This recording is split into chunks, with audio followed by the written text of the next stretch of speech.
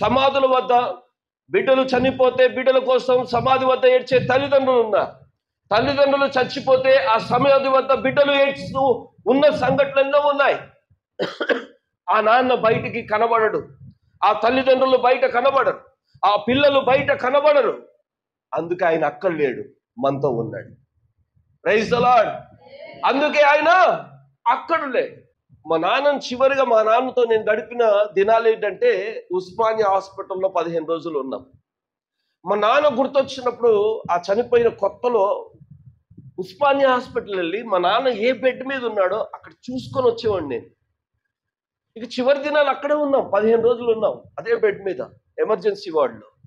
ఇక ఆయన నాతో రాడు కదా, నాతో వస్తాడా? నాతో రాని తండ్రిని నేను వెతుకుతున్నాను, కానీ ఎప్పుడు నాతో ఉండే యేసే నేను వెతకగలిగితే స్తోత్రాలు. హల్లెలూయా. నన్ను అలా చూసిన యేసయ్య నన్ను వెతుక్కుంటూ నా దగ్గరికి వచ్చాడు. Praise the Lord. నీ ఒంటరివి కాదు, నేనున్నానని భుజము తట్టి ధైర్యము చెప్తే ఈ రోజు వరకు ఎక్కడికన్నా వెళ్ళిపోతా నేను. Praise the Lord. అసలే సమాధానం లేదు, చాలా ఒత్తిడిలో ఉన్నాం, టెన్షన్లో ఉన్నాం అని ఒక కుటుంబం రీసెంట్గా మాకు చెప్పారు. చాలా ప్రెషర్లో ఉన్నాం. విత్ ఇన్ ఎ వీక్ చెప్పిన విషయం ఏంటంటే చాలా సంతోషంగా ఉన్నామండి మేము ఇప్పుడు. Praise the Lord. గొప్ప సంతోషంగా ఉందండి. అందరం కుటుంబం అంతా సంతోషంగా ఉన్నాం. ఎస్, నీ దుఃఖమును సంతోషముగా మార్చగలవాడు ఆయన నీతో ఉంటే. If you can see him in your family with you, మీతో మీరు చూడగలరు. ఆయనైతే సజీవుడే. మనం బలవంతంగా తీసుకుపోయి సమాధిలో ఉంచిన ఉండడు. నువ్వు బలవంతంగా తీసుకుపోయి ఫోటోలో పెట్టినా ఉండడు. ఒక తల్లి పిల్లోడు భయపడతాడని ఎప్పుడు చెప్పేదంట, క్యాలెండర్లో యేసయ్య ఫోటో కనిపిస్తూ ఉండదు. యేసయ్య కొడతాడు జాగ్రత్త అనేదంట.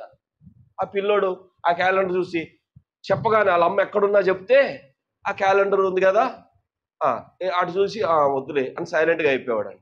ఒకసారి వాళ్ళ అమ్మ ఎంత చెప్పినా వాడు అల్లరే చేస్తున్నాడు. ఏంటా అని ముందు రూమ్లోకి వచ్చి చూస్తే క్యాలెండర్కి తిరిగింది. అంటే వాడికి ఏంటంటే ఫోటో కనిపిస్తేనే భయం. కొంతమందికి అలా ఉంటుంది, ఏదో ముందున్నట్టు కనబడితేనే అయ్యగారి ముందు అమ్మగారి ముందే కొంచెం భయంగా. ఈ మధ్య ఈ సెల్ ఫోన్ వచ్చిన తర్వాత అందరికీ పర్సనల్ లైఫ్ ఎక్కువైపోయింది. Personal life, praise the Lord. Cell phone వాడినా, ఎవరితో మాట్లాడినా తల్లిదండ్రుల ముందు అన్నదమ్ముల ముందు మాట్లాడకూడని మాటలేమీ ఉండకూడదు. Praise the Lord. అక్కడే ఉండి మాట్లాడాలి. ఇప్పుడు మనం ఏం చేస్తున్నాం చెప్పండి? మనకంటూ ఒక పర్సనల్ లైఫ్ పెట్టుకొని యేసయ్యకి దూరం వెళ్ళిపోతుంది. కాబట్టి పర్సనల్ లైఫ్ అనేది ఏదైనా. Praise the Lord. అందుకే ఆయన పునరుద్ధానాన్ని బహుబలంగా ప్రకటించారంట. అప్పుడు దైవ కృప అందరి యందు అధికము అయ్యింది. Praise the lord.